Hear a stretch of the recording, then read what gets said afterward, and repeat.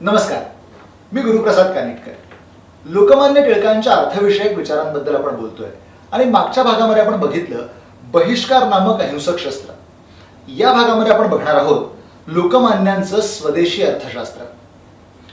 लोकमान्यांच्या स्वराज्याच्या संपूर्ण चळवळीचा जर आपण बारकाईने अभ्यास केला तर या सगळ्यांच्या मागे मूलतः आर्थिक स्वातंत्र्याचा लढा होता हे आपल्या लक्षात येतं.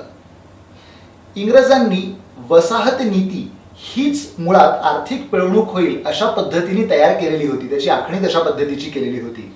गोरे नोकरदार, अवाढव्य लष्कर या सगळ्यांचा खर्च हिंदुस्थानातल्या जनतेकडनं ते वसूल करत असत. हा सगळा पैसा इंग्लंडमध्ये जायचा आणि भांडवल म्हणून रेल्वे किंवा अशा मूलभूत सोयींसाठी भारतामध्ये यायचा आणि त्याशिवाय त्याच्या जे वरचं व्याज होतं ते इंग्लंडला परत जायचं. अशा तऱ्हेने वर्षानुवर्ष ही लूट आपल्या देशामधून चालू होती. जर आपल्याला माहिती असेल तर भारतीय स्वातंत्र्य युद्धाचे भीष्म पितामह दादाभाई नौरोजी यांनी एक अत्यंत सुप्रसिद्ध असं विधान केलेलं होतं याच सगळ्या आधारावरती, गोष्टीच्या आधारावरती, की इंग्रजांचं भारतातलं सरकार हे एका स्पंज सारखं आहे. हा स्पंज गंगेमध्ये भिजवला जातो आणि इथे थेम्स नदीमध्ये आणून पिळला जातो असं दादाभाईंनी म्हटलेलं होतं आणि हे वाक्य त्यांनी ब्रिटिश पार्लमेंटमध्ये उद्गारलेलं होतं. तर ही लूट जी होती ती वर्षानुवर्ष आपल्या देशात चालूच होती. याशिवाय व्यापार हा या लुटीचा आणखीन एक भाग होता, कारण इंग्रजांनी भारतामध्ये मुक्त व्यापाराची परवानगी दिलेली होती. अशा प्रकारचा हा मुक्त व्यापार, करविरहित व्यापार, त्यामुळे मालाचे भाव अत्यंत कमी. त्यामुळे इथले लोक, त्यांच्याकडे काही पर्याय नाही, कारण त्यांच्याकडे कुठले उद्योगधंदे नाहीत, ते कुठल्या मालाचं उत्पादन करू शकत नाहीत. त्यामुळे ते लोक तोच माल विकत घ्यायचे आणि त्याचे पैसे अर्थातच इंग्रजांना मिळायचे. उद्योगधंद्यांबाबत, कलाकुसरीबाबत त्यामुळे जगभर त्यांचा दबदबा निर्माण झालेला होता. आणि ज्या देशांना, म्हणजे भारतासारखे जे देश होते, की जे देश खरं तर चांगल्या संपन्न अर्थव्यवस्थेमध्ये होते, ते भिकेला लावण्याचे, त्यांना डबघाईला आणण्याचं हे इंग्रजांचं वसाहतवादाचं अत्यंत कुटील कारस्थान होतं. हे ज्या लोकांना सर्वप्रथम लक्षात आलं, ज्या लोकांना सर्वप्रथम ते पटलं, त्याच्यामध्ये लोकमान्य हे एक होते. दादाभाई नौरोजी, गोपाळकृष्ण गोखले यासारख्या लोकांनी याबाबत इंग्लंडमध्ये आवाज उठवला. मी आपल्याला दादाभाई नौरोजींचं उदाहरण आताच सांगितलं. तर लोकमान्यांनी याबाबतचं जे कार्य होतं ते सर्वसामान्य लोकांना सोप्या भाषेत पटवून दिलं आणि इंग्रजांविरुद्ध लोकमत तयार केलं. लोकमान्यांनी या देशाला दिलेल्या स्वराज्य, स्वदेशी, बहिष्कार आणि राष्ट्रीय शिक्षण या चतुसूत्रीचा पायाच मुळात लोकमान्यांना अभिप्रेत असलेल्या आर्थिक राष्ट्रवादाचा होता. इंग्रजी राज्यकर्ते किंवा व्यापारी, उद्योगपती हे एकमेकांना पूरक आहेत असं त्यांचं म्हणणं होतं. इंग्रजी व्यापार वृद्धीसाठी इथल्या उद्योगधंद्यांवर अधिकाधिक जाचकटी कशा लादायच्या, कर कसे लादायचे आणि त्याचा इंग्रजांना फायदा कसा करून घ्यायचा, ह्या सगळ्याची सूत्रबद्ध योजना इंग्रजांनी आखलेली होती.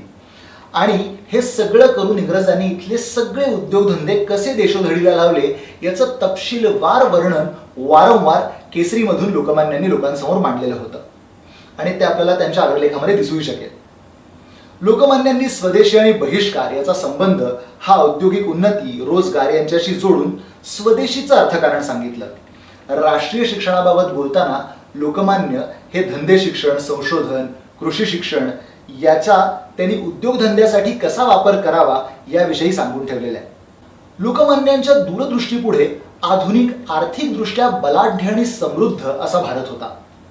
त्यामुळे त्यांनी प्रत्येक चळवळीची व्यूहरचना करताना आर्थिक विकास, आर्थिक उन्नती हाच त्याचा पाया असेल अशा पद्धतीनेच प्रत्येक चळवळीची आखणी केलेली होती असं आपल्याला दिसतं. त्यामुळे स्वराज्य म्हणत असताना आम्हाला आमच्या हिताचे कायदे करता यावेत, स्वदेशी म्हणत असताना इथले उद्योगधंदे वाढावेत, रोजगार निर्माण व्हावा, देशातला पैसा देशामध्येच राहावा, बहिष्काराचा मंत्र देताना देश व्यापार वाढवावा आणि राष्ट्रीय शिक्षणाचं महत्त्व सांगताना देशाच्या प्रगतीसाठी आवश्यक असलेलं तंत्र शिक्षण, धंदे शिक्षण, शेती शिक्षण याबाबत लोकमान्यांची अतिशय आग्रही भूमिका होती. आणि हे सगळं मी जे आता सांगितलं हे सगळं लोकमान्यांनी वेळोवेळी आपल्या अनेक अग्रलेखांमधून किंवा इतरही लेखांमधून तपशीलवारपणे मांडलेलं आपल्याला आढळतं. याचा अर्थ दुसराही असा आपण म्हणू शकतो की लोकमान्यांच्या चतुसूत्रीमध्ये किंवा सगळ्या राजकीय चळवळीत वरवर बघता आपल्याला फक्त त्यांची राष्ट्रभक्ती, राष्ट्रप्रेम एवढाच भाग दिसू शकेल, पण त्यांचा खरा पाया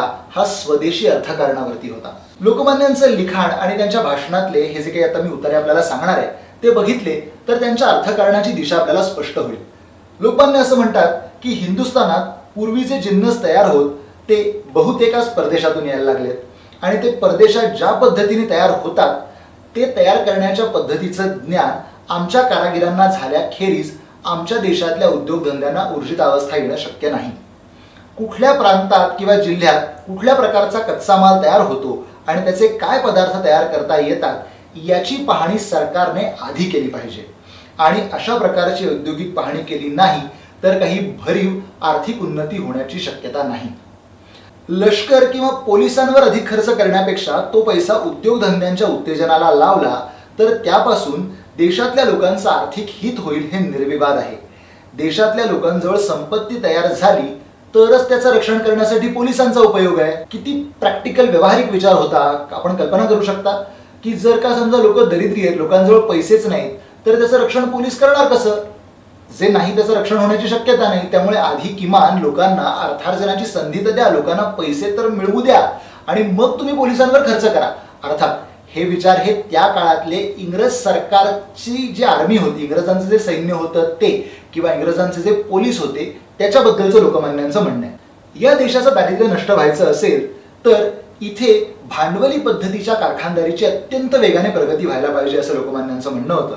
ते पुढे असं म्हणतात की इथला व्यापार वाढला पाहिजे आणि इथली शेती शास्त्रीय पद्धतीने झाली पाहिजे. इंग्रजांनी इथली कारागिरी बुडवली, व्यापार बुडवला, त्यामुळे त्याचा सगळा भार पर्यायाने शेतीवर आल्यामुळे शेती अत्यंत निकृष्ट दर्जाची व्हायला लागली. आणि असं असूनही पाटबंधारे, खते, शास्त्रीय ज्ञान या सगळ्यापैकी कशाचाही प्रचार प्रसार त्याची कुठलीही व्यवस्था न करता इंग्रज सरकार करांमध्ये मात्र न चुकता नियमितपणे वाढ करत आहे. त्यामुळे हा देश अन्नालाही महाग झालेला आहे. स्वदेशीचं व्रत गिऱ्हाईक निर्माण करतो. स्वदेशी हा परमेश्वराचा आदेश आहे. देशातले उद्योगधंदे वाढवून राष्ट्रीय संपत्तीत भर टाकणं हाच स्वराज्याचा खरा अर्थ आहे. सहकारातून देशाची औद्योगिक उन्नती करायची असेल तर आपण आपल्या कच्च्या मालाचा पक्का माल तयार करण्याचे कारखाने काढले पाहिजेत. त्यासाठी भांडवल लागेल, ते सामायिकीने उभारलं पाहिजे आणि तज्ज्ञ कारागीर लागतील. त्यासाठी आपले विद्यार्थी परदेशी पाठवून त्यांना धंदे शिक्षण देऊन तज्ज्ञ करून आणलं पाहिजे. हिंदुस्थानातील 19% लोकांचा उदरनिर्वाह हा परोक्ष किंवा अपरोक्ष रीतीने शेतीवर चालतो. पण जमिनीची लागवड करणाऱ्या शेतकरी वर्गास जी विपन्नावस्था प्राप्त झालेली आहे त्याच्याबद्दल बोलता सोय नाही असं लोकमान्यांनी म्हटलेलं होतं.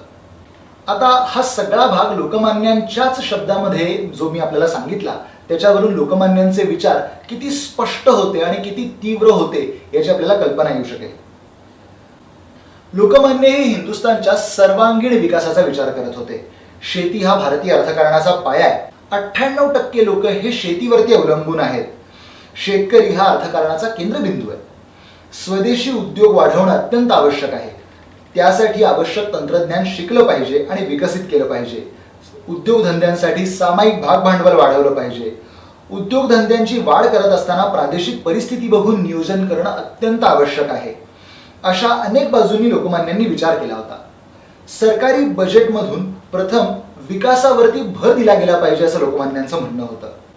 कर बसवणं, खर्च करणं, योजना आखणं ह्या सगळ्या गोष्टी सरकारने 100% आपल्या हातामध्ये न ठेवता त्यातला बराचसा भाग हा लोकांच्या हातामध्ये दिला पाहिजे असं लोकमान्यांना वाटत होतं आणि ते तसं केसरीमध्ये आवर्जून सांगतही होते. यावर्षी लोकमान्यांच्या निधनाला 100 वर्ष पूर्ण होत आहेत आणि असं असतानाही त्यांचे अर्थविषयक विचार हे कालातीत आहेत हे आपल्याला जाणवतं. आजही आपल्या शेतकऱ्यांची अवस्था फारशी चांगली नाहीये. आपण बघतोय अत्यंत दुर्दैवाचं चित्र आहे की आपल्या देशामध्ये आजही शेतकरी आत्महत्या करतायत. का तर त्यांच्या कर्जाबद्दल प्रॉब्लेम आहे, त्यांच्या शेतीबद्दल प्रॉब्लेम आहे, नापिकीबद्दल प्रॉब्लेम आहे. अनेक त्यांच्या समस्या आहेत ज्याच्यामुळे शेतकरी दुर्दैवाने आत्महत्या करतायत. जागतिकीकरणामध्ये लहान मोठ्या उद्योगधंद्यांवरती अत्यंत विपरीत परिणाम होतोय.